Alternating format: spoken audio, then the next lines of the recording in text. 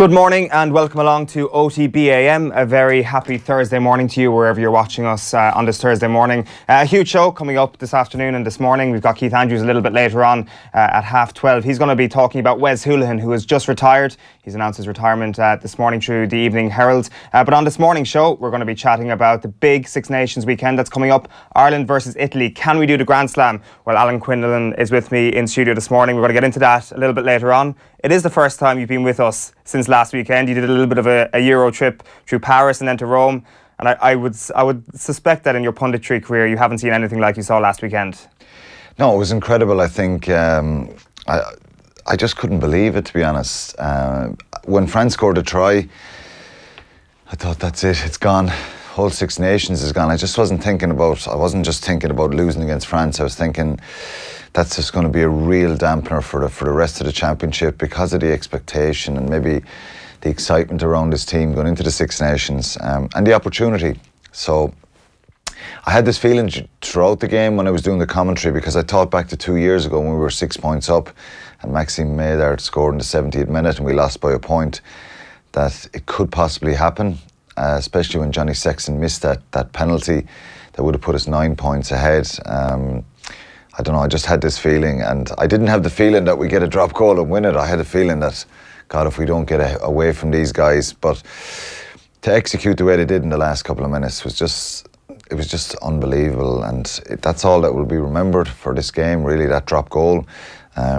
There's lots of talking points around the performance and stuff, which maybe we can do later, and we'll have other opinion on that, but it was a special moment to get a result. Like in terms of a stadium moment, what was it like in the stadium at that time? It was strange because you have the earphones on and you probably can't. You can hear the crowd and stuff, but obviously the vast majority were French. Absolute shock and disbelief from the French.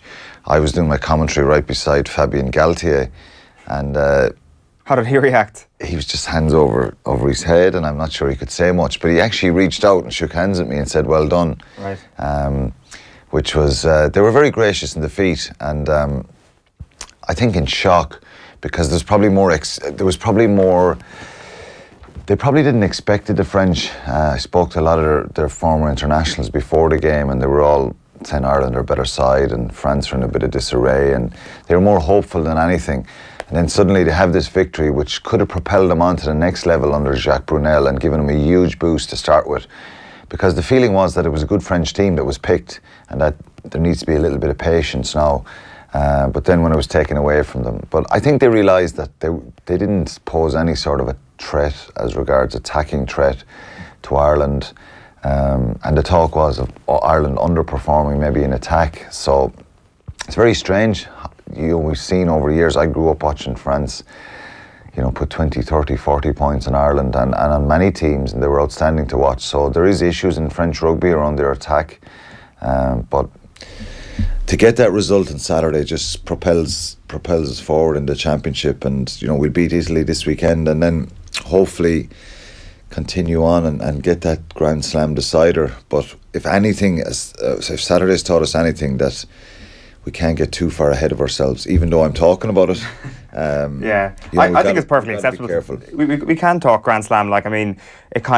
This excitement that comes from that moment on Saturday night, you're automatically thinking, what is the best possible outcome here? And I think when you look at the lay of the land after game one and the fact that we've got 3 home games in a row, like you're looking at Twickenham on the final day already, and I know that's only from a supporter's point of view. The Six Nations, though, is very strange because you can get a bit of momentum, another team can be losing momentum, and suddenly they just play above themselves. Like if the Scots come to Dublin with a couple of bad results, or the Welsh are beaten this weekend, if your back is against the wall, you kind of throw caution to the wind. And it's very strange when you put on that international jersey, the intrigue of sometimes I've seen guys playing international rugby who you've played against in the Pro 14, and you think this guy's not as good a player as maybe his international coach thinks, and suddenly you're saying, is that the same guy I've played against? Because they play with this incredible passion. So that can do that to guys. So in no way can we underestimate the Welsh or Scots. Obviously they're stronger.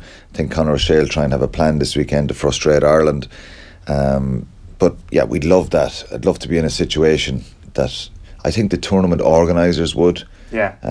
That Ireland are going to Twickenham and it's a showdown, because that would create incredible.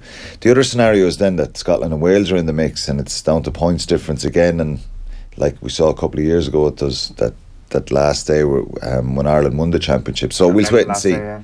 It is, of course, Italy this weekend. We will get into that after 8 o'clock this morning, but you can go to Ireland versus Italy this weekend if you want. We've got 2 tickets here for you. If you check out our social channels, you can get all the details, but I'll tell you right now as well how you can win them. All you've got to do is tag your +1, because it is 2 tickets. Whoever you're going to bring to the match this Saturday, should you win these tickets, just tag them, and then also tell us who you think Ireland's back 3 should be. So all you got to do is tag your mate and tell us who Ireland's back 3 should be. We'll get into the team right now, actually, in just a moment, but just to tell you what's coming up as well, a little bit later on, we've got Malcolm O'Kelly and Mike McCarthy coming into studio. We've got a second row special with them. I think I get a little bit dwarfed with the 2 boys in studio this morning, but we're going to talk about the breakdown in the second row. We did it in the front row a couple of weeks ago with Emmett Byrne, so if you're interested in the technicalities of the scrum especially, you want to hang around for that. We've also got a hurling special as well coming up a little bit later on. Dotsy O'Callaghan and Jack Guiney will join us at around 8:30, 20 to 9 direction. We recorded that one on Monday, actually. It's a very interesting chat about their identity as hurlers. We do, of course, talk Davy Fitzgerald, and we talk about Pat Gilroy as well. So it's a very interesting one. You want to hang around for all of that. But as I say, we'll have a look at the back pages. And this morning, Alan, I think a couple of the papers have got wind of the team a day early as well. They don't seem as confident as last week, where they were like, this is the team. But you'd suspect that this is the team, because there's kind of uniformity across 3 papers.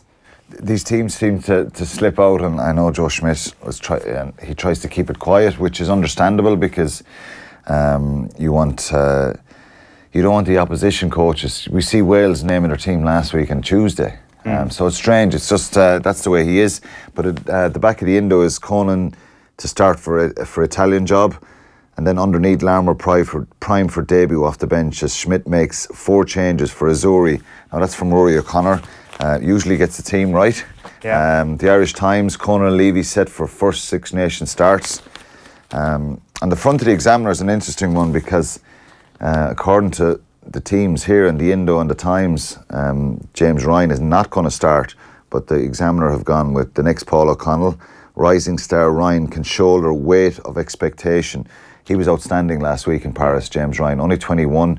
A lot of people, the 2 second, as you said, Malcolm and Mike will talk a little bit more about him later, but what an outstanding player. And the back of the Mail, shaking it up, Schmidt ready to make 4 changes and pack for Italy test. Yeah, the interesting one about James Ryan, I think Rory had the line there that he's actually picked up an injury, so he might be out of the squad entirely, and Quinn Rue might come in. Yeah, well, I think that's the story that's been mentioned, that he had a groin injury after the weekend. His workload was incredible on Saturday night for a young player. I was so impressed with him, and I'm a little bit surprised that Quinn Rue is coming onto the bench. Very powerful and strong. Joe likes him. We'll wait and see. His career's kind of been.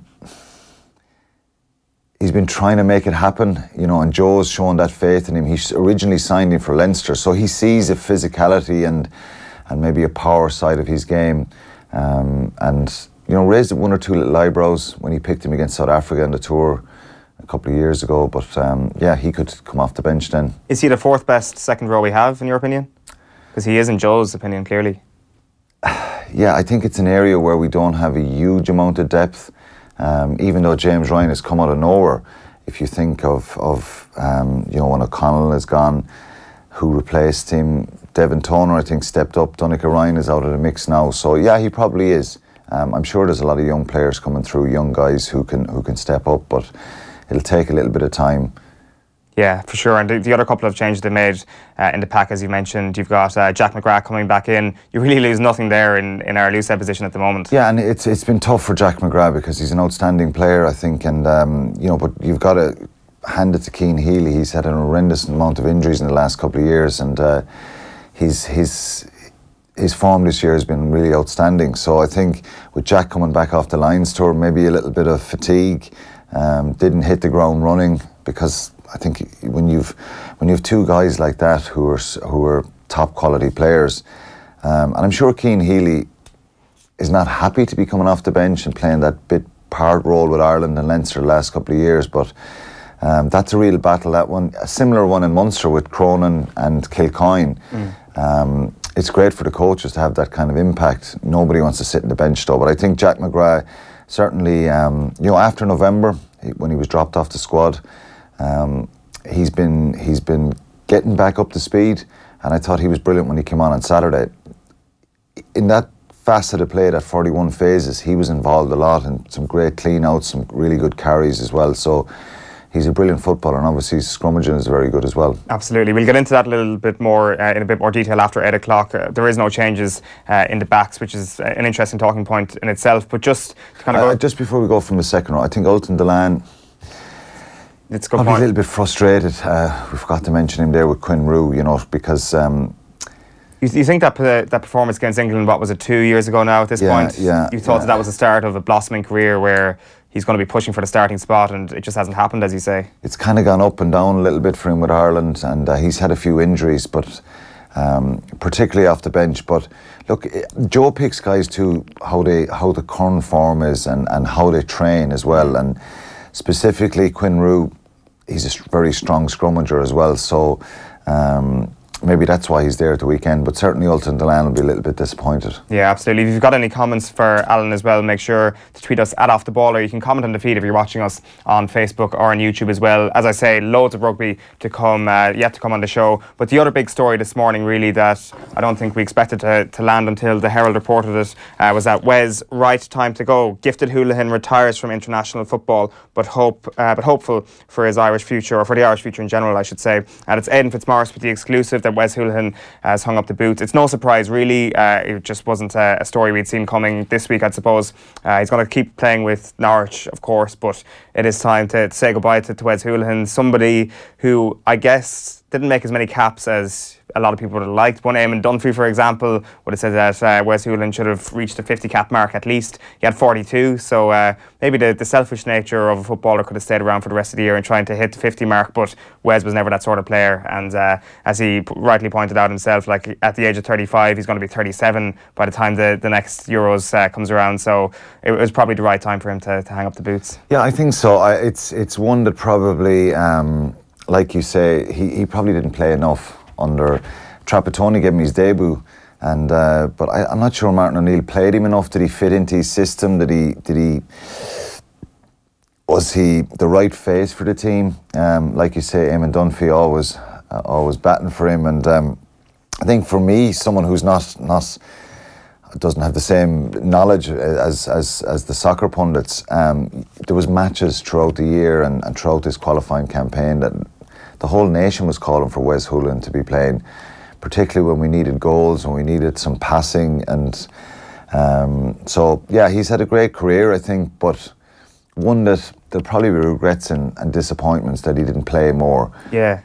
So at 35, though, for any sports person, when you're up around that age, those questions are in your mind. Yeah, there's a multitude of pub quiz questions that could be put around Wes Hoolahan, for like the fact that there's a 4-year gap between his first cap and a second cap, and he didn't actually make his competitive debut until the age of 31. Like, as you say there is kind of a sense of... It was strange, yeah, but look, it's he wasn't a household name. He played with, obviously he was brilliant for Shelbourne, the under-21s, then he went to Livingston, Blackpool, on loan, Blackpool permanently, and then to Norwich. And I think it was in recent years when Norwich were in the Premiership a couple of years back that he kind of grabbed that attention and started performing, and people went, God, this guy is someone that's kind of slipped under the radar. He's got the nickname the Irish Messi at times because his skill and his control was outstanding. But as I said, disappointment. That he probably didn't get more caps and more involvements. Yeah, I think he was almost defined by Trapattoni by the things that he couldn't do rather than the things that he could do. Like, you look at Sweden last year, which would probably, Sweden and the cross maybe for Italy are probably the two moments that people will remember Wes most by. But I think there is a sense that certainly in the Trapp era, he was defined by just his limitations, by the fact that he wasn't as industrious. And most modern sport is structured now. It's all about game plans, particularly in rugby, but in soccer, plans, structure, work rate, all that kind of stuff. And I think it's, and the GAA as well. I heard Lee Keegan talking about structure and process this week, which is really interesting for me, listening to other guys talking about that.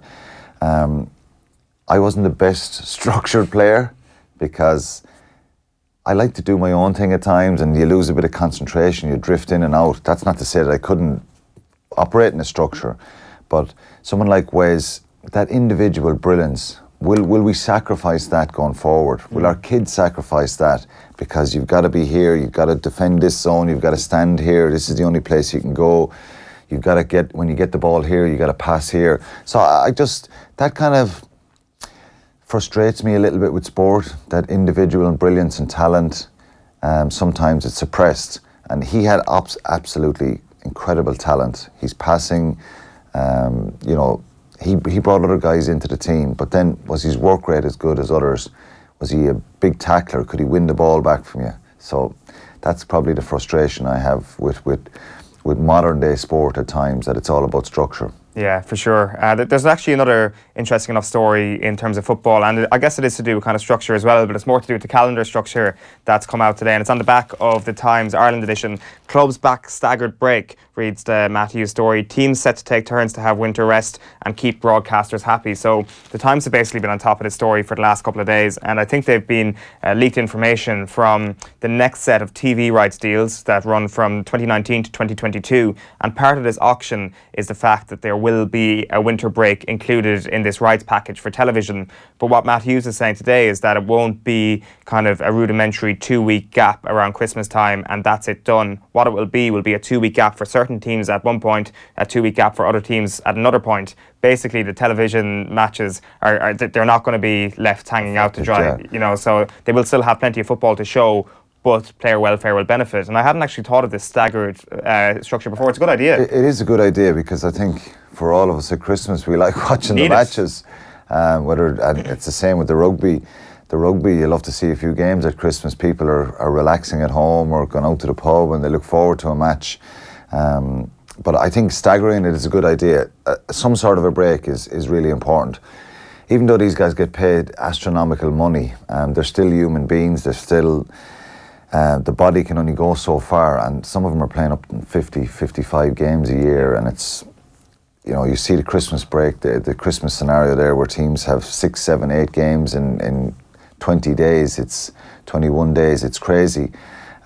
It's great for the entertainment, it's great for people looking at it on TV, but I think some sort of a staggered break is really important that they build it in. And I think it's great because, like I said, we'll be able to still watch matches, and, different teams will have a break at different stages around the Christmas period. For sure, yeah. You mentioned it there yourself, just the volume of games, and Kevin De Bruyne has been in the news this week talking about Manchester City having to play 22 matches in 11 weeks since the last international break, which obviously is just a huge volume of matches. And like you try and look at other sports in their calendar, obviously GAA goes one way and then it goes the other way entirely, where you don't have enough games. Then you've got an overload of games at some stage, like we do right now for people who are playing with their colleges. And then you start to think about rugby as well, and maybe coming off the back of a Lions year, you look at the English this year, for example, and how they performed with their clubs. I'm not sure, is that an easy excuse that like Irish players obviously had the Lions it's irrelevant. It's a very relevant point. I think they play more games in the UK and France. That's why it's so attractive to stay in Ireland. Financially, it may not be the same, but you play less games, and will you get an extra couple of years out of your career? Most probably. Billy Vunipola is someone who's been pretty outspoken about the number of games that they've had to play, and he's had a bad run of injuries recently now. Missed the Lions tour last year after being picked with wear and tear in his shoulders, and no opportunity to take a week off and have a break and maybe do some rehab. And that is the great thing about the Irish system. And the English do give out about it, but it is a fact that, if you've some sort of a niggle or a hamstring strain or a shoulder problem, you'll get a break here. You'll get a week off. Yeah, you won't be pushed through. You're more of a commodity in the UK and in France because you're private ownership, and the owner of the club is paying you a decent salary, and he's pushing to get you out in the field, whereas the union here look after the players very well.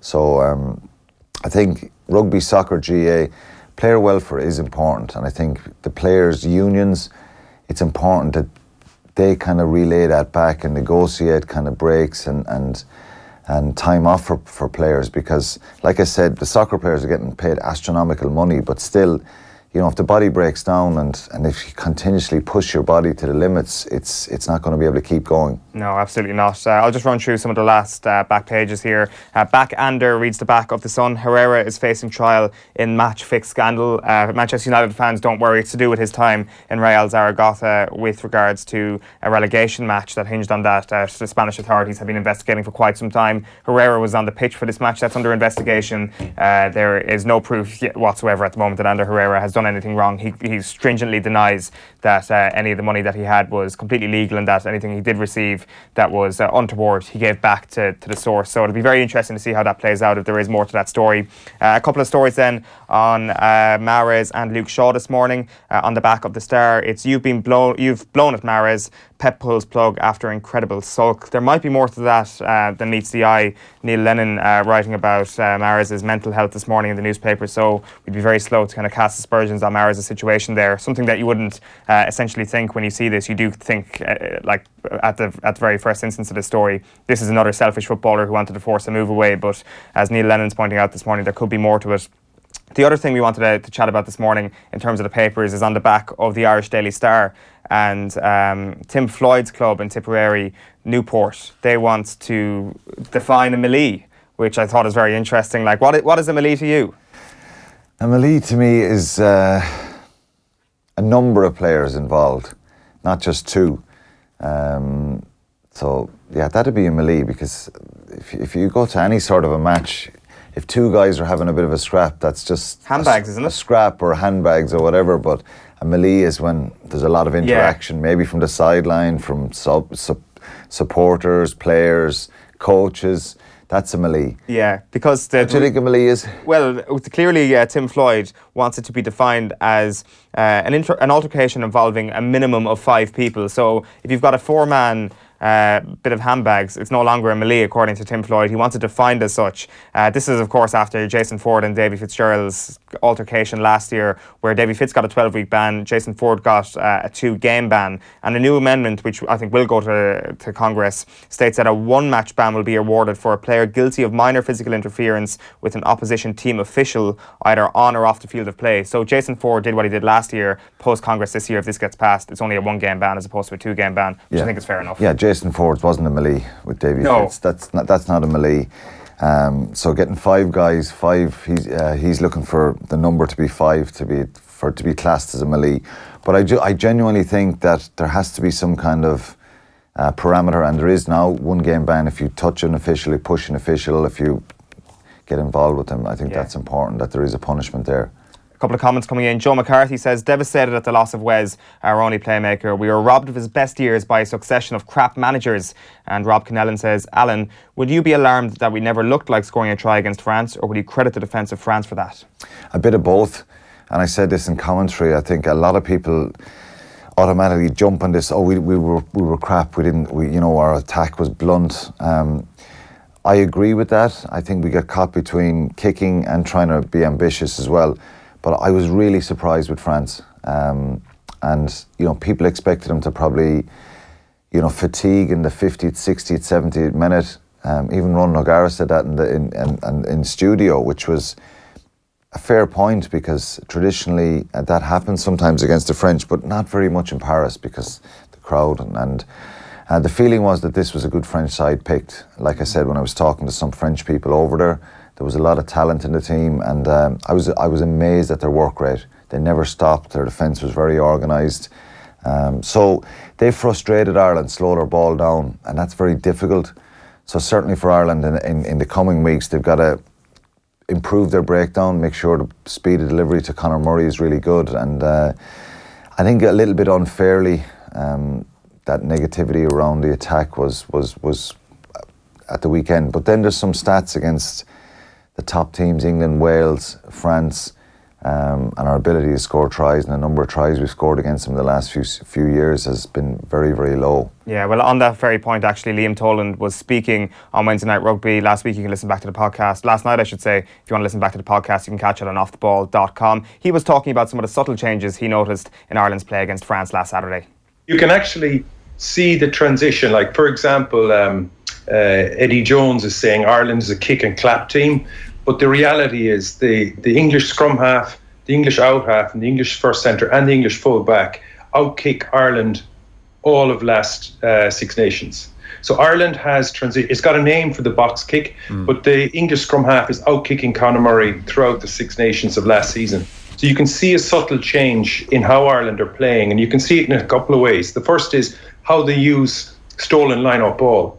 They get it very, very wide. And there's a couple of things around that. But you've got a midfield now with Bundy Aki, and you've obviously got Robbie Henshaw, but in particular Rob Kearney at full-back. Those three guys are ruthlessly brilliant at the breakdown. They're as good as any back row forward. In fact, when they push the ball wide, the open side and maybe the number 8 CJ Standard doesn't have to panic to win that breakdown. So they can take those risks, and they are taking those risks. They have a name for box kicking, but there's certainly an evolution. And I think with Saturday in mind, and I think we'll probably talk about it in more depth, there is another opportunity to push that a bit further within parameters.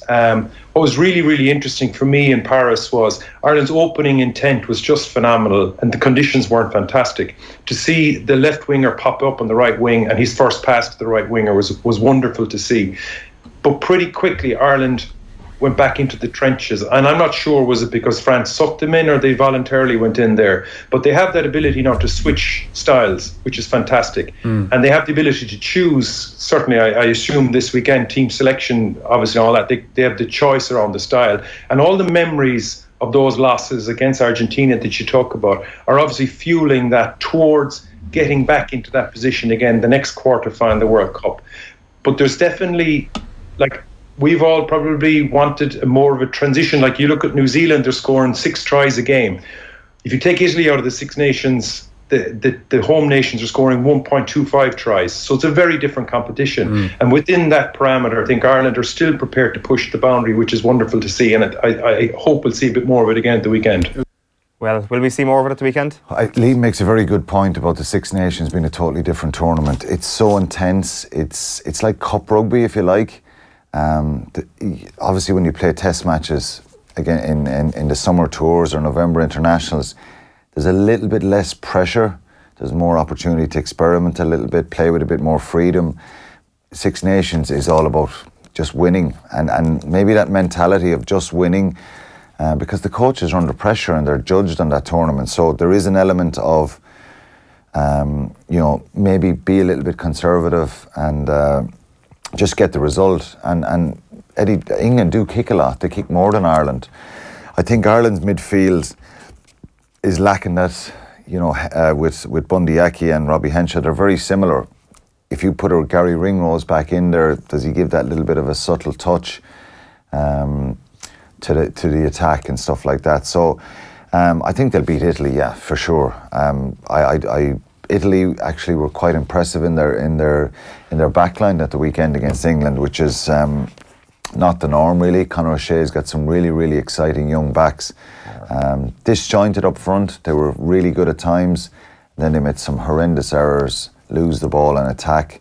Their discipline was poor at times, and it allowed England to not be brilliant, but just pick their opportunities and just execute really well, and they scored tries at will when they wanted to, and then Italy would put pressure on for 10 minutes, lose the ball again, and England would pounce. So Italy will be dangerous, there's no doubt about it. It's tough on Conor O'Shea's side because they have to play the second-ranked team in the world 1 week, 6 days later they've got to travel to Dublin and play the third-ranked team, so it's a tough start for him. But I think Ireland will be much too strong for him, and there'll be a hunger and an ambition to kind of dispel and get rid of that performance maybe last week and try and fix some of the issues around the attack, and this is a great opportunity to do that. Absolutely. And the other thing I found very interesting from that Liam Toland clip was the way he described Bundy Aki and Rob Kearney as getting involved in the breakdown and doing a good job in that respect. And Jacob Stockdale was described by Eddie O'Sullivan on Monday Night Rugby as almost back row forward himself.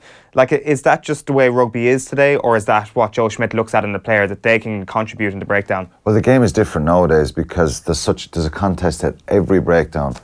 Maybe in my earlier days, you didn't have all these when I played, you didn't have all these specialists. Guys didn't work in that sort of technique. It was traditionally the back row or maybe one of the second rows. You might get a centre who's good at poaching at the breakdown, but it wasn't a skill and a technique that everybody focused in on. Now every player is supposed to attack the breakdown. Every team has a defensive coach. There's an expectation that you've got to, if you're anywhere near the tackle, you've got to reload, get back on your feet, and try and slow the ball down or try and get a turnover. So, with all the Irish backs now, you see how important it is when you get in the wider channels, how important it is to be strong, powerful, secure the ball, and put pressure on the opposition if there's an opportunity. That's just the way the game is gone. So everybody's doing it now. Yeah, and I guess it gives somebody like Keith Earls great confidence when he catches that crossfield kick, that it doesn't matter who's chasing behind him, as long as they catch up with him, he knows that they'll be able to turn the ball over and get to the next phase. Because, say, previously, if there was a fella trailing after him and he doesn't believe he's going to win the ruck at the breakdown, then suddenly the ball's turned over and the game's over. Yeah, and if you miss a clear out, or if you're a little bit lazy or slow to clear a breakdown out, and the ball is turned over, it's going to be highlighted after the game. That's the sort of pressure that's there now. But there's also an emphasis on the ball carrier to make sure he fights in the ground and wriggles, and sometimes we see guys rolling and fighting to kind of keep the ball away. You have a second or two on the ground to try and place it back. Ireland's breakdown wasn't what it should have been at the weekend, but I thought France were illegal in a lot of the breakdowns, and Nigel Owens, he didn't have a good game. It's probably easy for us as Irish to start criticising maybe a little bit around that it's the referee. It's a very, very tough job, and it's reactive decision making right on the spot. You're expecting a referee to kind of see all around the breakdown. The referee needs a little bit more help from the assistants, but Ireland themselves have got to set the tone, particularly for the rest of the tournament, and not rely on a referee to remove the bodies who are slowing the ball down. Yeah, could they have reacted a little bit better to Nigel Owens? A little bit, yeah. They could have been more aggressive maybe in their clear-outs. We saw two really crucial turnovers, one in the first half, one in the second half when we got into their 22. Now the second one on Tadhg Furlong the ball is, his knees are on the ground, he's going down the tackle, and Poirot holds on to the ball. He doesn't have any clear release, so it's a very hard one for the referee to call. He needs a little bit of help from his assistant there on that side. But that was a crucial turnover.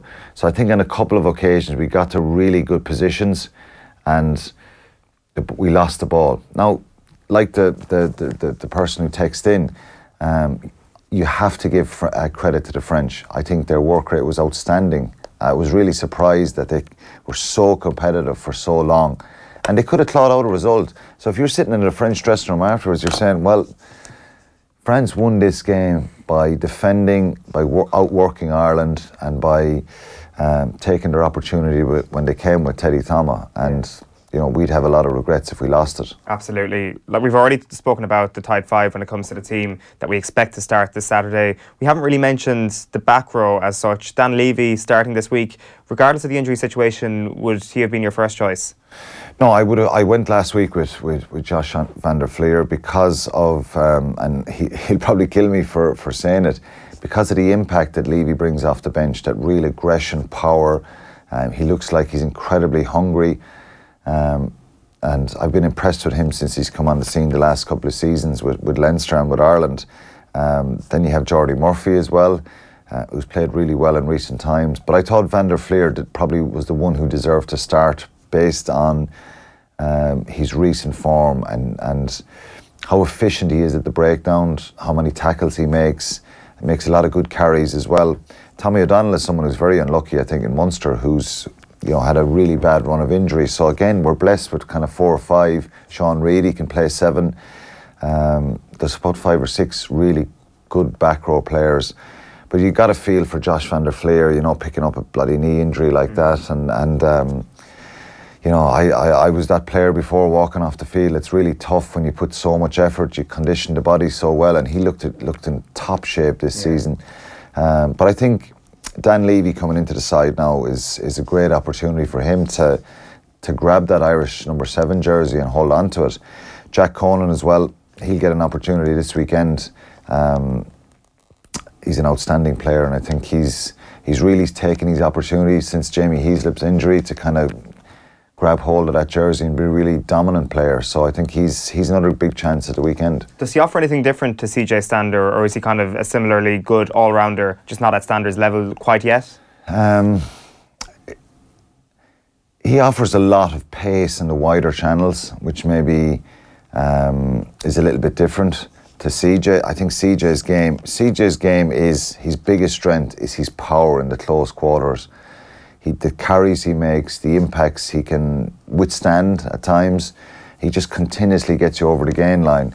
Where Conan can do that, not as good as Stander, but maybe Jack is probably in the wider channels as a bit more evasive footwork to his game.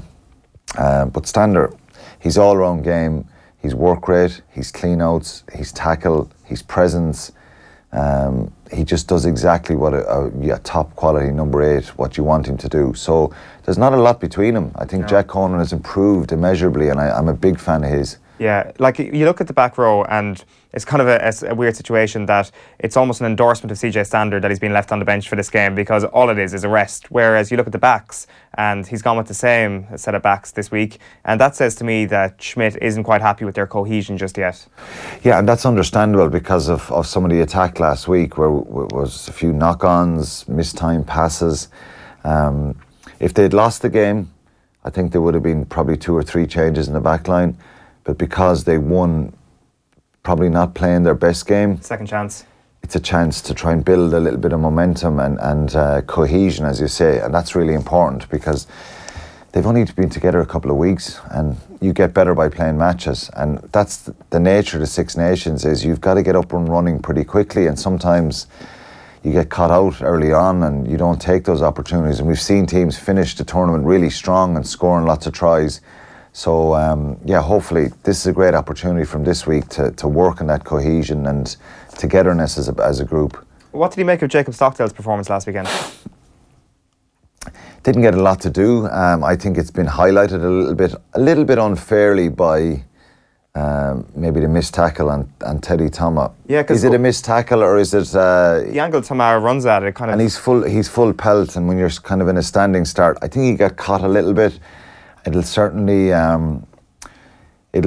alert him to the future that international rugby, you could, in a split second, you can be caught out, and if you hesitate and get your body square with somebody running at you, you're in big trouble. So no matter how quick you are, if somebody's going full tilt, and Thomas did brilliantly. So I think a little bit unfairly that's been highlighted. He didn't get a lot to do. He was outstanding in November and you know, I think he's still very, very early in his development. There's still a lot more to come from Jacob Stockdale, but he's got to go out and perform well this week against Italy.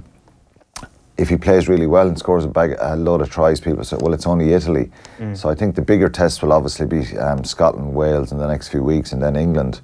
But I think it's right to give them all a second chance. Yeah, for sure. So it'll be Stockdale, it'll be Kearney, and it'll be Keith Earls in the back 3 at the weekend. Keith Earls was talking about Felix Jones this week and how his influence on him was key to his awareness in that key moment when he gains the yards after the Sexton crossfield kick. I don't think we're quite estimating just how good Felix Jones is as a rugby thinker yet, and he's obviously got a huge coaching career ahead of him, but for Keith Earls to mention him while in an Ireland camp is quite something. Well, Felix hasn't coached me because I retired, but having played with him, he was an incredibly positive, intelligent rugby player who just gave 110% all the time. So he was a really popular figure in our team, in our group. And he's taken that into his coaching now, where people really like him, the players like him. He's firm, he's direct, and he's unbelievably passionate and has this great drive and desire to do well. So it's no surprise that, you know, that's kind of rubbing off on Keith Earls. And I think Keith Earls' form in the last 12 to 14 months has been outstanding, maybe a year and a half. He's had so much bad luck with injuries, but I just think every time he gets the ball, he just looks electric. And is it just the kind of run of fitness? I think it's confidence. He spoke about confidence and getting a run of games as well and managing his body well. I was really interested at the start of the season. I saw some interviews he did where he doesn't go in now traditionally and do the exact same fitness or the exact same weights as everybody else. His program is tailored and it's all about rehab and doing what's right for his body. And that's the way you kind of have to manage your body towards when you get a little bit older and, you know, doing the little shoulder rehab, the knee rehab, and not going in traditionally and just kind of bursting out the weights, if you like. So I think he's in good shape. When Keith Earls is in good shape, He's always had this incredible X factor and this talent. So every time he touches the ball, he looks really, really dangerous, whether it be for Munster or Ireland.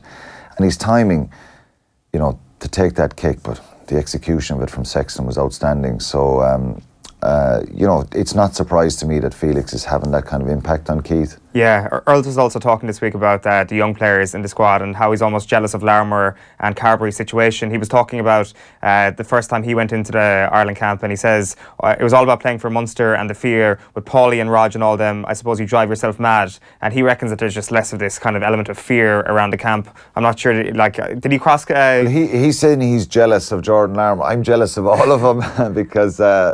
when you finish your career, you're kind of going, Jesus, how did that go so quick? Yeah. And, for any of these guys, it's very difficult at the time because there's so much pressure on them. They probably don't absorb the pressure sometimes the way we did, maybe, because there's a lot more emphasis on mental strength, resilience, sports psychology, just being in a bit more control. But I suppose it helps as well that Paulie's not telling them to put the fear of God into their opponent as well. Yeah, but still, there'll be still that kind of relentless pressure to get performance and to get a result. And Joe certainly will have that pressure. Andy Farrell, Simon Easterby, to get results. But he's one of the senior players now, Keith Earls. He's been around a long time. It's exciting for Jordan Larmour coming into an environment now where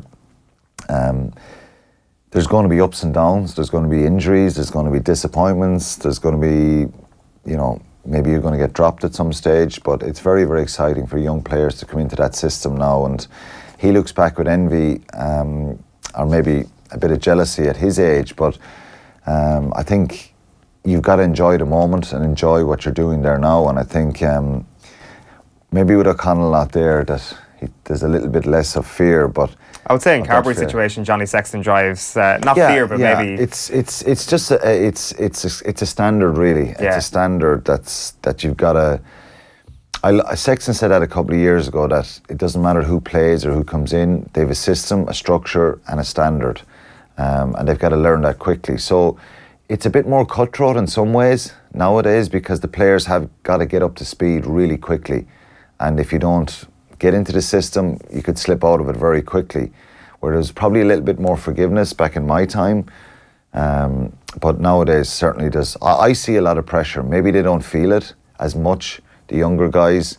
They think it's the norm maybe, and I think that's what Keith is probably trying to say, that they're just so excited. They just think they can deal with it in a better way because they're probably educated a little bit better of how to be a professional athlete. Yeah.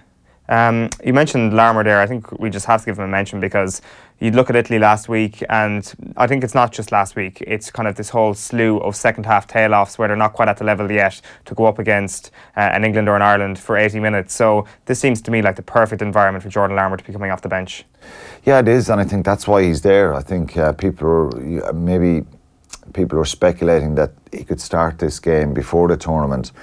But I'd be we need to be a little bit cautious with his role here because he can sink or swim very quickly. Now, he has incredible talent. And I think the way Gary Ringrose was managed a couple of seasons ago, there was a lot of pressure to push him in and get him into the team. And I think Joe managed that transition very well. And he'll do the same with Larmour here. So I think when he comes off the bench on Saturday, at whatever stage, there'll be an air of excitement.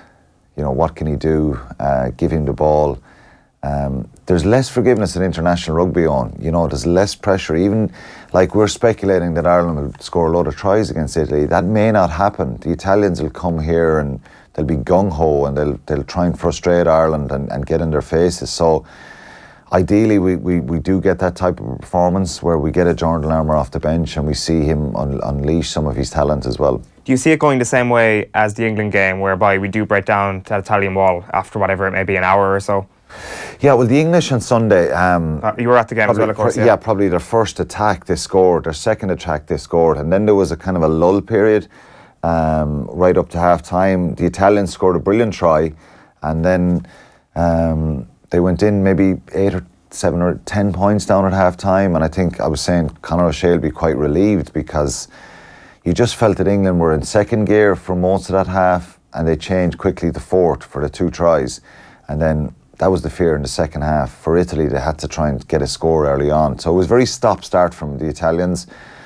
But they'll fancy their chances a little bit more against Ireland the weekend. Why so? Because I think Conor O'Shea's influence, and because they probably wouldn't fear Ireland as much. There'll be a bit of a confidence there that they can get in Ireland's faces, maybe a little bit more than the English, I would suspect. Parise has been played so many times against Ireland now, but I think they do understand that Ireland are a top-class team at the moment. They have a brilliant squad, but I think there'll be a little bit less pressure away from home, and they'll try and express themselves a little bit now. And so we shouldn't underestimate him. And I think Conor O'Shea will probably, like he did last year going to Twickenham, he'll understand that if Italy play poorly, Ireland could put 50 points in them. So he'll have some sort of a plan to try and stop that and be competitive. Is their line out as bad as people have been saying? Well, the stats would suggest that they're losing a lot. They have a lot of uncertainty. They started with Dean Budd, former New Zealand player who qualified through residency. He started at the weekend, and Zani, Alexander Zani, who's won his 100th cap. I played against him many times. He's not a second row, he's a back row. So they have issues around their second rows for sure. And winning quality line-out ball is something that it hurts you so much in a game if you lose these line-outs. And they had those opportunities on Saturday where they got into the English 22 after some really good play and lost the line-out. You know, England cleared their lines, and you feel that deflated feeling. Yeah, because like you mentioned, they're looking at the stats, which never tell the full picture. And you look at Italy and how many they lost, and how Ireland won 15 of 16 lineouts last weekend. But that stat doesn't tell the full picture either, given, I suppose, you didn't have a huge pile of success directly from lineout moves, except for that early one, I suppose. Yeah, it's easier to fix it during the week rather than in the game. Sure. Because in the game, if you're starting to lose a couple, the confidence can change. You feel that a bit more pressure. So I think Italy will be better in that area this week. I wouldn't look at it as something that is a given for any team when you go out, because as the different line-out guys in each team will be looking at different strategies, how to put on pressure, how to win, and where to win the ball. And I think what would frustrate Conor a little bit is probably the quality of ball they won. Even with some of the lineouts that they did win, they were slapped down. So it's all about winning quality ball to attack. We may as well talk about England-Wales, because it's going to be a cracker. I remember in November, these two packs were training against each other, doing line-out moves and stuff like that. You've also got the likes of Alan Wynne-Jones and Maro Itoje packing down as well for the lines together. So there's a huge amount of familiarity, but you can imagine both head coaches have something up their sleeve. Yeah, and I think it's always a great game, Wales-England. There's people were surprised. Well, I was surprised. I'm sure you were. Anybody else? How dominant Wales were against Scotland. You know, the talk was that Scotland could go to Cardiff and beat them. Wales are missing about 10 players. Scotland missing a number of props, but not as hampered throughout the team with injuries. Wales just blew them away. I think it was Gregor Townsend's side where he was shocked. Everyone was shocked by that. So England will have Wales will have massive confidence from that performance. The vast majority of the players are the Scarlets guys who may not have been picked if they didn't have so many injuries. Now, a number of them would have been picked for sure, but goes to show how important form is. Yeah, form and togetherness. We're talking about cohesiveness with Ireland. Most of the backline is the Scarlets backline. They were outstanding, and I think they'll fancy their chances going to Twickenham. But you just think England are so powerful, and they were in second, third, fourth gear at the weekend, mainly third. And if they improve, they're very hard to beat at home. They are vulnerable, and I think the reason they're vulnerable is because there's no Billy Vunipola there, which a lot of their game was based on their success in the last number of seasons. Sam Simmons is playing number 8 for him. He's not as big. He's more of a footballer. Farrell forward, that 10-12 axis is just outstanding. Yeah. And is Jonathan Joseph your starting 13 with everybody around? Because Gatland reckons he's going to start this weekend and Teo will be dropped. Yeah, I'm not sure. He sat on the bench at the weekend, and Teo was 13. Is he a 13, Ben Teo, or is he a 12? Probably more of a 12. I think Joseph probably will come back. I was a little bit surprised that he wasn't starting. Anthony Watson looks devastating. He looks in unbelievable shape. the first couple of tries he scored were you know, he didn't have a huge amount to do for the first one, but the second one, the way he stopped, went again, just out and out pace. Johnny May looks dangerous in off the wing, really quick as well. So they have a lot of attacking threats, but I think Ford and Farrell are central to all their attack. Just Farrell is an outstanding player. He's an outstanding, intelligent rugby player. He's able to attack, but also bring other people into the game, and obviously he's kicking game as well. So I think if you get at for Wales to stop that English flow, is obviously they have to take him on up front and try and get some parity there, but put pressure on Ford and Farrell.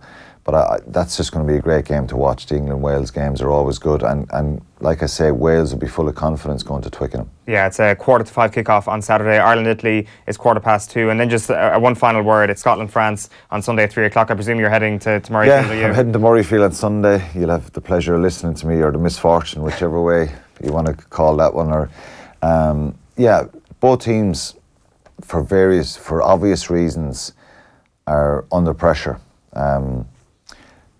For all France's kind of efforts last week against Ireland, and that nearly getting the victory, if they go to Scotland and underperform, it's 0 from 2. So Brunel will be conscious of that, and can they raise their game again and become more cohesive and attack themselves?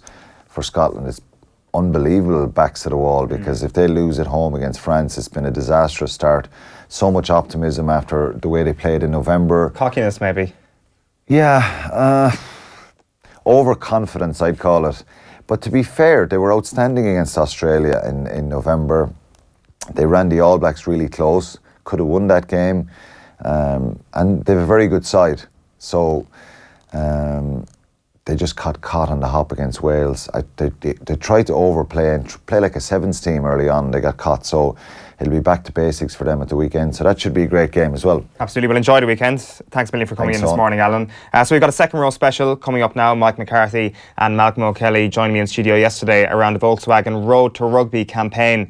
A new Volkswagen Fan TV vehicle will be at all the home games at the Aviva Stadium, giving Irish fans a chance to showcase their support. Volkswagen are official sponsors of Irish Rugby and Rugby Players Ireland. Check out volkswagen.ie/rugby for all the exclusive Fan TV videos. Here's how our chat went.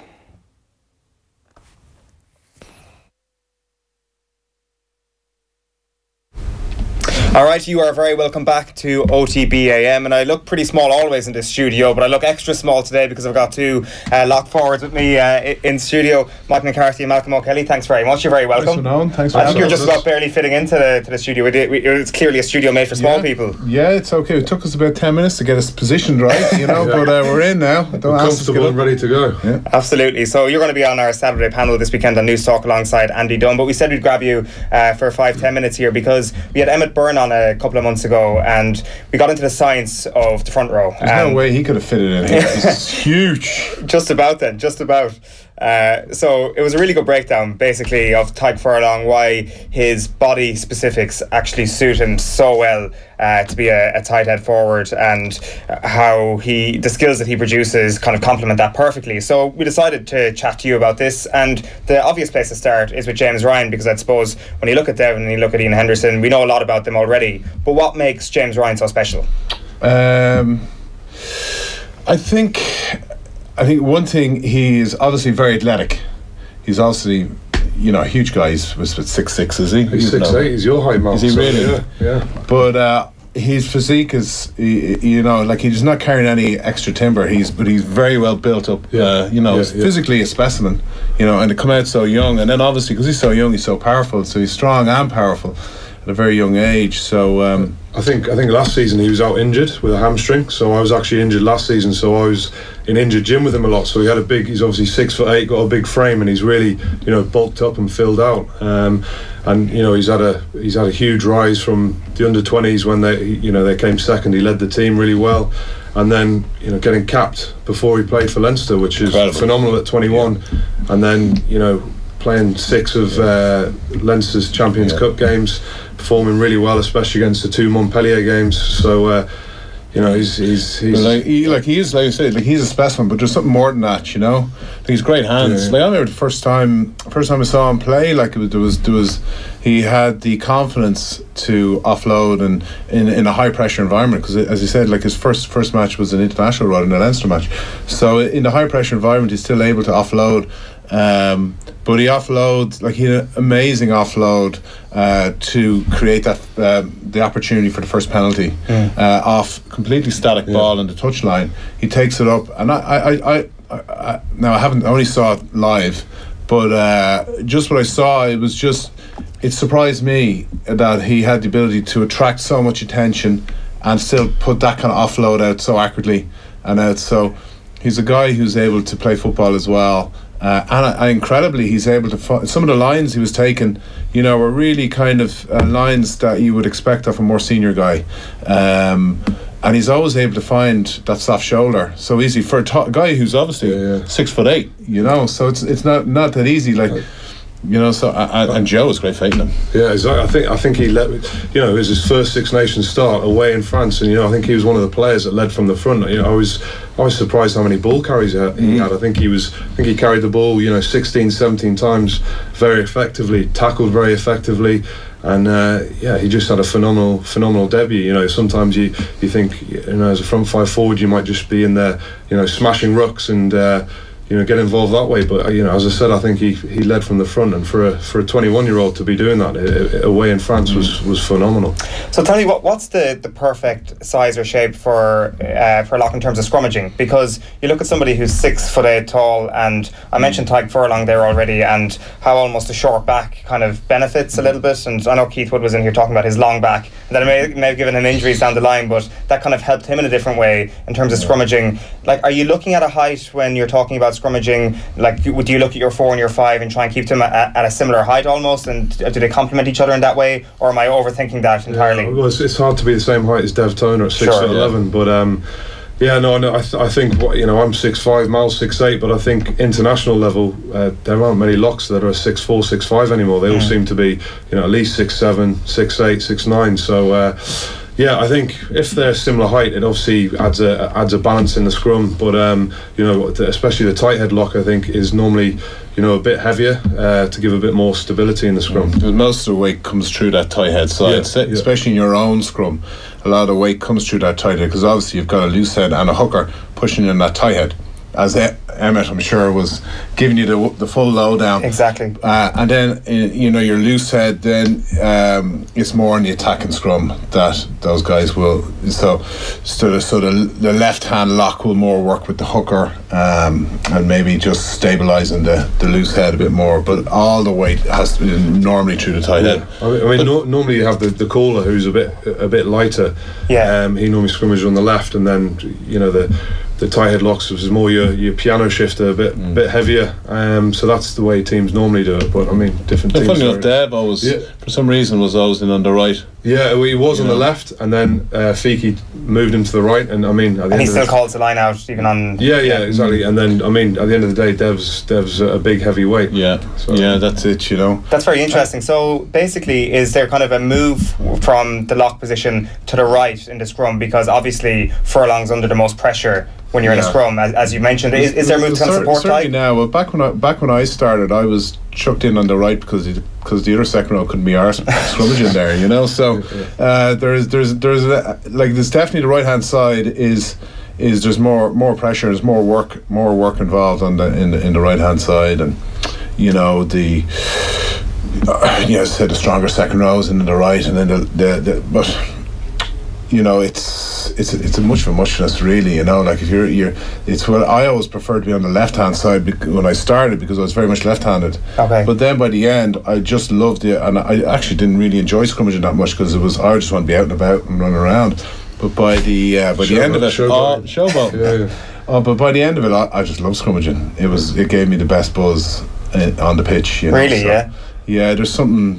I suppose I become a bit of a piano shifter by the end of my career. There's kind of like a pride in it. Yeah, there is, for sure, and it's a real confrontational part of the game. And you get a good bond. I'd Stan Wright was my tight head. So we had a great bond between myself and himself, and he'd a really kind of slight and almost it was at that transitional stage where the scrum laws were changing the whole time, so it kind of changed how the tight head, what he could do and what he couldn't do. So we did a wee little technique that really worked for us, and he was a very special kind of tight head, and then you get a different tight head who'd be slightly different, so you'd have to accommodate your what you Slight do, tweaks and changes. What would your technique have been? Well, for Stan, I would have to put weight on him. Okay. So I'd have to have a weight. So I'd have to be on my toes, and I'd have to require then the 8 to hold me. Whereas with some tight heads, you'd have to be kind of a bit more on your heels, and they didn't want the weight. Right. So if you touched them with weight at all, they would fall forward. So and they give it hell to you then, So I worked a lot with Rossi, so you talk about that bond between the front five, and it probably seems strange to anyone else out there, but you do have a bit of a bond with your front five. I mean, I don't think we get as excited as a front row for scrums, but as a second row, you have to get pretty excited. So, but for me with Rossi, it's always started with your bind first of all, making sure you're not putting too much weight on him, and making sure you're launching him in. The front row will give out to you if you're slightly off there, and just that but if you do, the thing is, if you do miss him and you don't hit in and give him the weight he needs, he's completely isolated. Absolutely. And he would not only could get injured, but he'll certainly be on the back foot, and you could lose your scrum and get a penalty, cost you 3 points, and he gets the rap, whereas in essence it could have been your fault. And then, so obviously you've explained very well there how your relationship with the front row. What about the relationship with the opposition? Presumably it's with the arms. You're grabbing that guy as long as the referee's on the other side. No, those days are gone. Unfortunately. Yeah. No, I can remember the start of it. Like like say Mick Galway and Claw, they would have a relationship like that. Like where Mick Galway would know exactly where Claw's head was and where the opposition's head was, and make sure he hit the right one. Whereas as myself, I was just learning. I'd be asked to come in and do what I have to do, I'd be all over the place. Like I could hit anybody, So, but it'd be pretty glancing anyway normally. But those days are gone. That's for sure. I'm sure there's still plenty of ways you can. I don't want to use the word dark arts, but there's certainly plenty of ways you can be intelligent about it. Yeah, I mean the dark arts. I know that I started playing a bit later than Mal, but you talk about slipping your bind there and getting a cheeky fist through, which is that's you don't really see that much. Much driving on the ground and then the ground, keep driving. Yeah, exactly. Keep driving past. Even little things like double binds as a left hand scrummager, you get the double bind, getting the advantage. So you get a double bind, you bind on the hooker. It's illegal, but so you have two shoulders really tied on. Okay. And especially on the hooker. Now if the ref sees it, he'll ping you for it. But that's obviously, now that the violence is out, it's those kind of little tweaks that give you an advantage, Back in our day, Mal. Back in our day. Back in our day when rugby was rugby. But with all the TV cameras and everything now, you have to be squeaky clean. 100%, like with retrospective bans and all that as well. You do have to be. Do you miss the good old days when the scrums used to just go flying at each other? Whereas now, obviously, they've gotten rid of engage entirely. That it is essentially for me to you even closer the engaging process. So, well, I don't miss. I think I nearly broke my neck once. I would say so. Yeah. Like I can remember, it was only a training thing, but you'd be smashing in, but then it goes slightly wrong, and your head goes straight in. So it's a safety thing. So to be fair, it's safer, it's better. Scrum has become much more. Well, it was always technical, but it's become much more about the group and the team, and I think which is and the pack, rather than it was just about ferocity before and who's more ferocious than the other. How easy is it to go between a back row and a second row? It takes a good bit of learning. I mean, I started off as a back row. My first cap was at 6, so then I stopped playing 6 by the time I got to about 29. I lost any kind of pace that I did have, so I was just stuck in the second row. But it can be a bit tricky because learning the skill of scrummaging is there is a technique there, and you only learn that with experience. So someone like Ian Henderson's done extremely well because they keep playing 6 for Ulster, then going to play lock for Ireland. So it's not easy, but he's doing a great job. Last question. Let's just say hypothetically it's the final day of the Six Nations. Ireland have won every game, England have won every game. Who are your two locks? Who are you starting? Sorry, the Irish. For the Ireland team, yeah. Grand Slam on the line. Well, I think James Ryan was superb. Questionable whether or not Henderson would be better off the bench. I don't know, but I think having Dev there as well is a good kind of safety blanket for James Ryan too. So I'd leave it as it is for the moment. Yeah, I think I'd go Dev and Hendy, and then James Ryan coming off the bench, adding a good bit of impact. So yeah, it's questionable what impact Dev can bring off the bench. So you got to use what you have. So although reading up on the game from that France game, Dev did have a big impact for those last 41 phases. I think the number of rucks he hit, which was phenomenal. So, but it just shows you how important it is to win your first game. Last year we got off to a slow start against Scotland, and it cost us. We had that great performance against England the last game. So while the performance wasn't, apart from the last 41 phases, wasn't amazing, and there's plenty to work on. Just to get the win was great and puts us in a great position going forward. They really had a dogfight, in away, in the rain. And to be fair, France did not look like they were going to win that match. No. And then they just had that one moment, and that's the risk. And Johnny missed his kick earlier. They would have had them 9 points clear, and the match would have been won. And the other thing I think as well is the France defended extremely well. I was just reading there that 253 tackles, which equals a record, and Gerardo the hooker 31 tackles, equaling Luke Charles. They were incredibly passionate. Incredibly passionate, and you have to give credit. These guys, the French are top quality players. Without a shadow of a doubt. Well, I'm sure that's something you're going to get. And they're going to get better and better as well, by the way. Without question. I'm sure Nathan will get into all of that, and indeed the full preview for this weekend against Italy. Malcolm O'Kelly, Mike McCarthy, thanks very much. I'm off to get a booster seat. Make sure to subscribe to Off the Ball for more content, and we'll see you every morning from 7:45.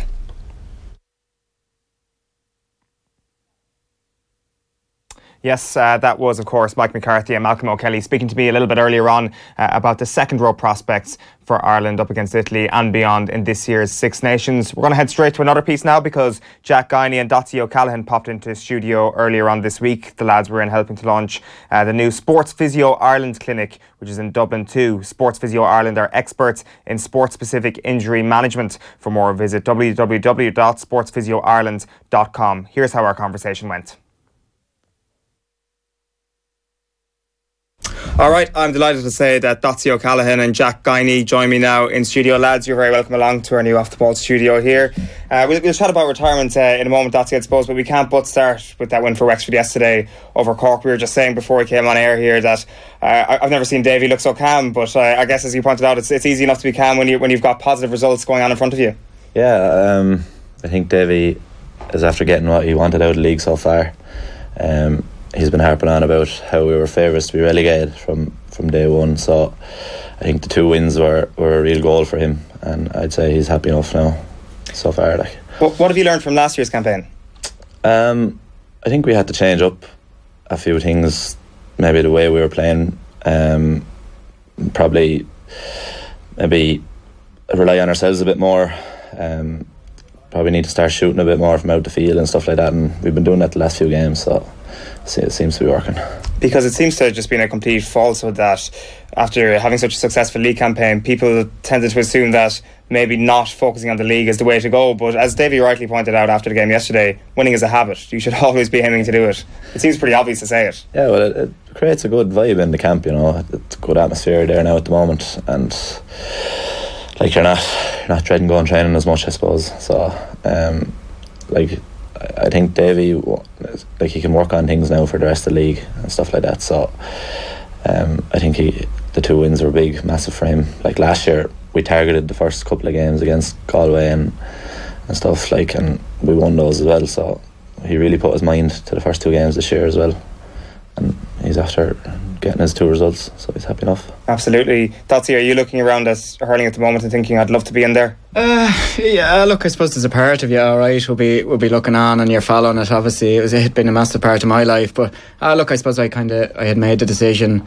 It was a personal decision, and it was the right decision for me just to take a bit of a back seat, so look, I'm following it with interest, and I'm obviously following how the lads are doing with Dublin, and obviously under the new management as well. Very interested to see how that's going to go and how that's going to pan out as well. So look, I'll obviously have a massive interest in it. Yeah. Was there any part of you that, like, obviously we all knew the new management was coming, and I think even before he was appointed, Pat Gilroy's name was in the hat. But was there a part of you thinking that I'd love to stay on just for the start of Gilroy's tenure?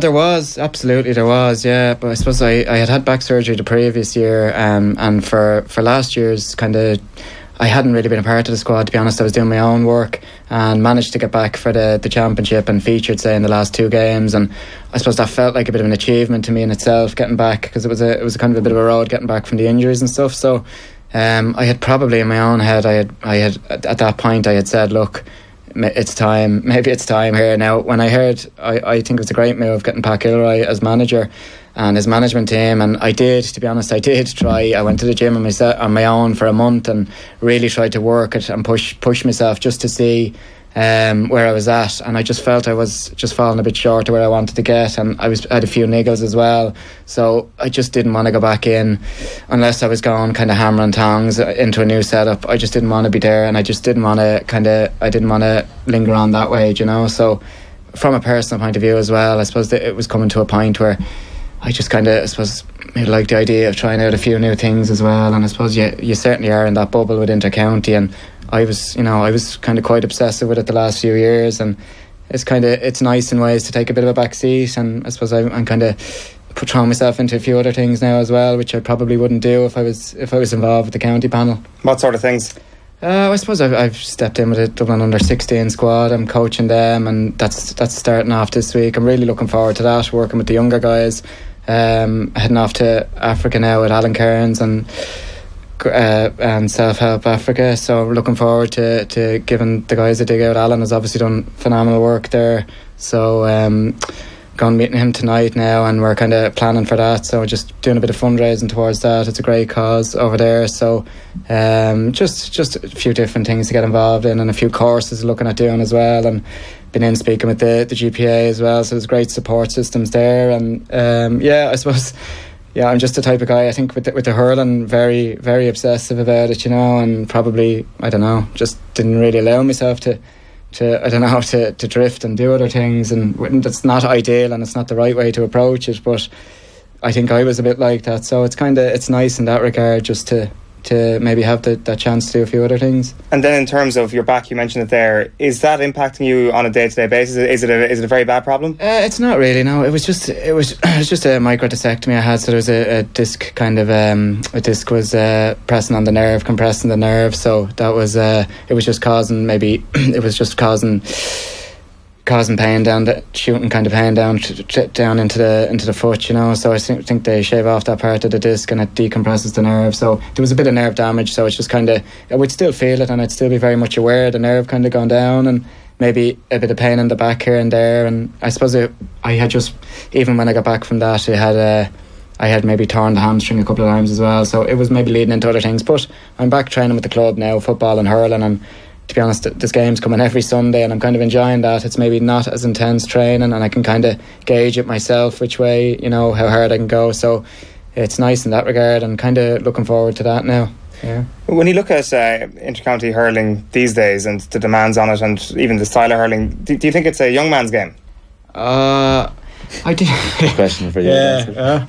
I'll still take Jack here now, probably. I'm pretty sure of that. But no, I suppose no, like you see the likes of Conal Quinny coming back there at 35. Like, I don't think it's necessarily an age thing. I just think it's like he's been away from it there. I think he's got a massive appetite for it now, and he's been putting in savage work. And I mean, I think he played very well yesterday for Dublin as well, by all accounts. So I just think it comes down to the individual. But I mean, I think it's in Brandon Bugler talking about, you know, saying that, you know, maybe players, for different players, maybe different things could be expected. And I think you got managers coming in now to these inter-county jobs, and it's the be all and end all for them for a couple of years, and you know they have to stake it down. So they're looking for players to give up, you know, obviously they want everybody to be doing the exact same thing and nobody slacking or this and that, nobody getting preferential treatment. But like realistically guys with experience and stuff like that, and they might have families and kids and maybe other priorities. So it's just about getting that balance. I think if you can get that balance, I mean,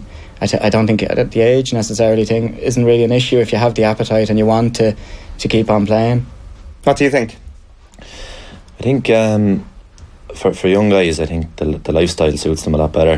They don't have kids, they don't have maybe high intense careers off the pitch, and I think it's a lot more suitable for them maybe to be given the time to training for the county. As regards the age thing, Dotsy was flying there last year, so I don't know about that, but I think it's freshness as well. Like if your body is fresh, if you haven't really done years and years and years of hard slogging, I think you're going to be a lot more able for it. So it depends how smart you trained over your career, I suppose. Yeah, the freshness thing is an interesting one, because I guess there's a mental aspect to that as well. You mentioned Brendan Bugler there, like the team meetings, and he just talks about meetings and meetings and meetings. Oh, jeez, no, I agree 100%. They would drain the life out of you. Yeah. Absolutely drain the life out of you. Oh, like it would, you could be, seeing a schedule and you know, I don't know, all day together on a Saturday and meetings planned, and sometimes they're just thrown in to be thrown in for the sake of it, and I don't know, they were painful at times for me also. Now, I loved coming, I loved training, and I don't know, there's many of them meetings could have been wrapped up within 5 minutes in my eyes, and would have had maybe more effect. I think Jack will agree with me on this, really. Yeah, I wouldn't be one for those long meetings now either, but in fairness to Davey, his meetings aren't that long. Like, he tries to get what he has to say in as quick as he can and get people out of there, so it's not too bad. But geez, these long days, you go off on a bus in the morning and you're not back till it's dark, like, so less of that now and more. Like, you enjoy playing the game, but the stuff that comes with it is a bit of a drag at times, alright. I think you're giving up so much to it as well. You just, obviously you want to be collectively meeting up, but I suppose you just want maybe, like snappy time. You want time, snappy. Yeah, time, exactly. Yeah. Lads have things to be doing, stuff like that, other things to be doing. So maybe snappier sessions. You're getting what's done, and you're out the gap. Do you feel that somebody like Lee Chin has benefited from not having distractions outside of hurling so far this year?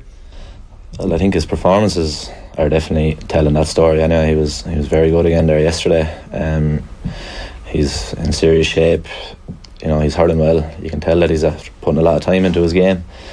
A few years ago, when he was playing football and stuff, you could probably tell that he wasn't putting as much time into the hurling, and you see when he turned his focus to the hurling, and he's probably at it full time now, but maybe doing more than most people, and it really is benefiting him. Like, it suits him. Mightn't suit everyone, but it's suiting him.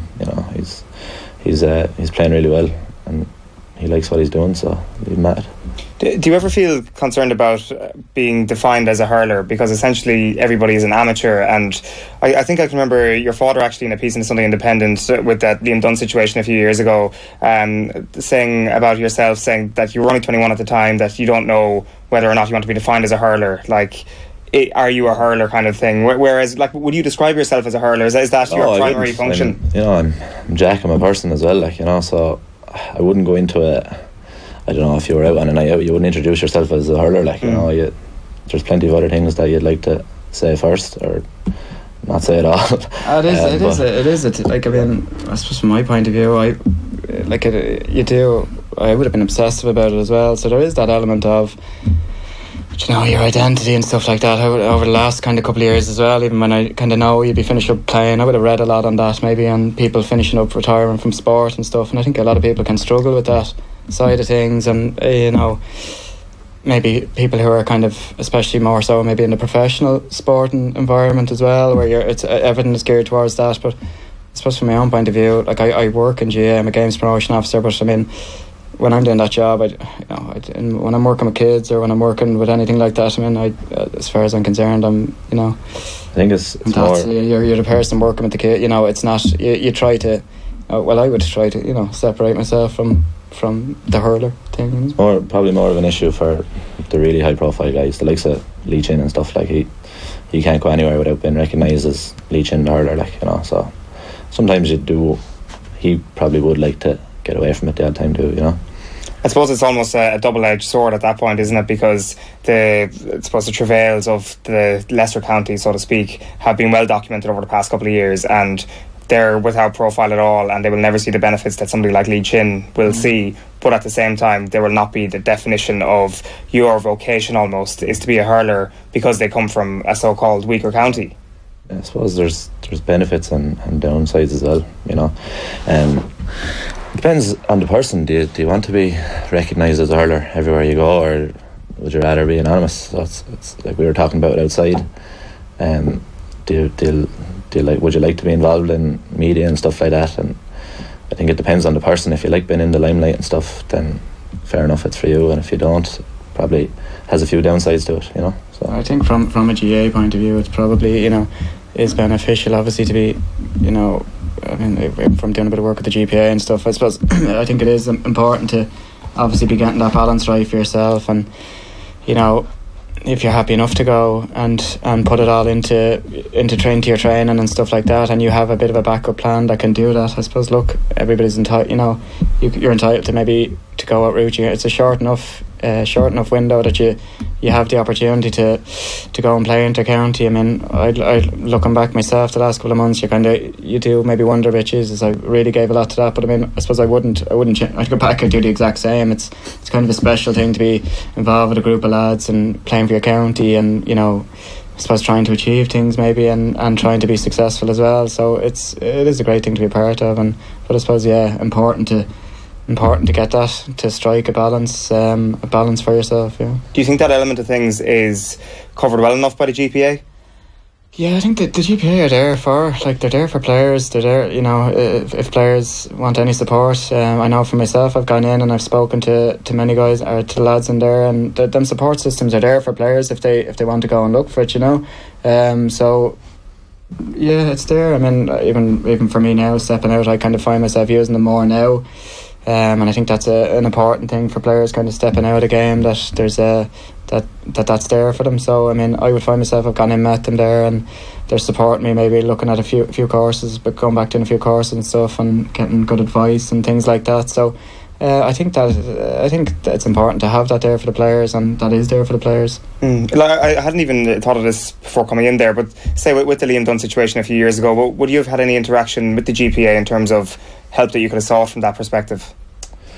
No, I don't think it was any of the GPA's business really. I think that was a call made by the manager at the time, and you know, it was his call to make. The GPA can't call the shots there, you know, and rightly so, you know. So I wouldn't have gone looking for any help on that one. I took a bit of advice whether to speak about it or whatever, all right, but I didn't go looking for any help on it or anything like that. Would that have been a particularly difficult time for you? Is it something that kind of took a while to get back from, especially as I mentioned earlier on, it was just the youth involved at the time, like you were so young at the time, and the trajectory was firmly on the way up, and then I think we were all shocked really when Liam Dunn took that decision. Yeah, well, I don't think it was all Liam Dunn. There was other people involved in the decision, but I don't know if it was the right call or the wrong call, but I went away for a year then, travelling and stuff, so kind of came back a bit fresher than last year, probably hungrier than I was, you know. So was it a tough time?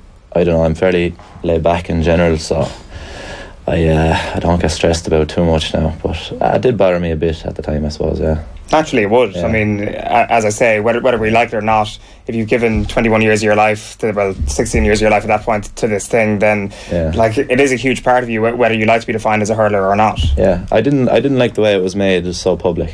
I didn't like that. Like at the time, if you had looked up, if you had typed a name into Google or whatever, it would have said, you know, if your employer was trying to look you up on Google or whatever, and he typed in your name, it'd come up discipline issues, like, you know. So I suppose that's a big thing. That's a big thing. Like, I suppose for present GAA players, I suppose it's the social media, and like you're looking at any sort of incident is absolutely blown up and made a massive deal of, and people are firing it up on their sites just to get, you know, get attention, immediate attention there as well. So there's not too much consideration maybe for players, and you know, you're talking at the end of the day, as Shaq says, lads would like, I suppose some lads maybe like that bit of privacy as well, and I suppose you're exposed to that as well, and it is still an amateur game, and players are kind of under a lot more scrutiny, I would find, I think, these days, and there's probably that brings its pressure to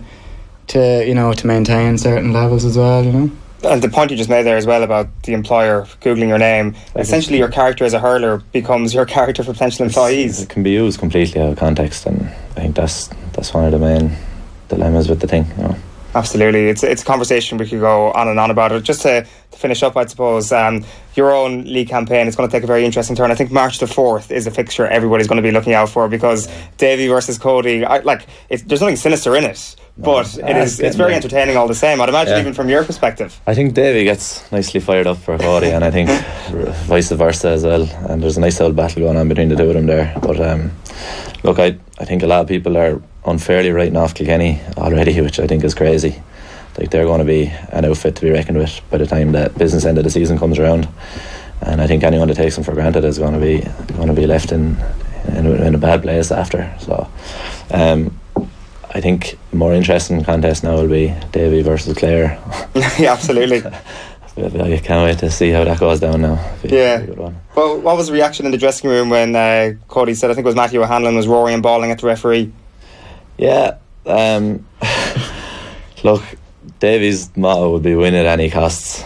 And he's teaching us that, is he? Well, no, he wouldn't be teaching that. But like, Matt's helmet was taken off him, and he was also shouting to the line to get a new helmet. Yeah. The straps were gone on his helmet, so it looked like he was going straight for the linesman. Now, he was probably saying as well, but he was also looking for a helmet, so he wasn't making it that obvious, So there's more to this than we thought. Yeah, no, he was actually looking for a new helmet. If you watch the tape back, he gets a helmet within a couple of seconds after, so it wasn't as bad as maybe Brian picked it up. But anyway, like, I think all players know that you can't touch the face guard now. It's just don't do it. Simple as that. Yeah, it's the infamous rule at this point after last summer anyway. But Hodge Collins got a dose of it there a few years ago as well. Like, it's well documented, tied to Burke and stuff. So absolutely, leave it out. And Dotsy, what have you thought of Dublin's start to things under Pat Gilroy? Of course, it's going to take a little while for these pieces of the jigsaw to come right together. Yeah, I suppose I wouldn't like. I suppose the Offaly game was a completely new team out, so I think it was important to show something going up to Antrim. That was always going to be. We've always had tough games up there. You never get anything easy up there, so they managed to come out there with the win. So I think they've Limerick and Galway next, so there'll be 2 games now where they can kind of gauge where exactly they're at, but there seems to be more and more lads coming back from injuries, coming back into the panel, so I think they should be in a strong enough position coming into the latter stages of the league. And I think for Pat Gilroy, it's just all about getting these competitive games and getting to see lads and getting to see maybe who's up for the championship spots as well. And I'd imagine coming into the championship now, they could be in good fettle and could be in good shape there as well. And if they do get all the lads back and they're having them internal training games, they should be fairly competitive, and that'll bring them on, I would imagine. Absolutely, it's going to be a very, very interesting second half of the league when we do finish the first half of it, and the championship is going to be so good, especially with the new format this year as well. But anyway, thanks very much for coming in, Jack Guiney, Dotsy O'Callaghan. Thank you very much. Cheers. Yeah, Dotsy O'Callaghan and Jack Guiney there joining me a little bit earlier on this week. March the 4th is when Wexford take on Kilkenny in Nolan Park in the National League. Mark that one in your diary. It's going to be very, very interesting. Now, for the big business of the morning, if you wanted 2 tickets to go to see Ireland, Italy in the Six Nations this Saturday, all you had to do was tell us who your back 3 would be for this weekend. The winner, which we've just selected, is Jamie Coyle. Congratulations, you and a mate are going to Ireland's second Six Nations match and hopefully watching Ireland all the way to the Grand Slam. So coming up tonight, after this morning's show, after Keith Andrews, rather, I should say. It's the Keith Andrews show this afternoon. He's going to be in with Ger O'Brien, an interview with him. There's going to be a big tribute to Wes Hoolahan, of course, who's just retired. And, of course, there's going to be an interview with one Steve McLaren. So that's going to be a very interesting one around lunchtime this afternoon. Tomorrow morning, right here, Adrian Barry's going to be back in the hot seat. Kevin Kilban will be live from his kitchen, as always. And maybe, just maybe, the Barryometer will be back on your screens. Tonight, though, on the radio on News Talk from 7 o'clock, we've got John Giles, Paul McGinley, Chris Sutton and Declan Bonner. It's a brilliant show. It's coming up from 7 o'clock with Nathan presenting proceedings. Make sure to subscribe to us on YouTube, to like us on Facebook and to follow us on Twitter. We're back again tomorrow morning from 7:45. Good morning.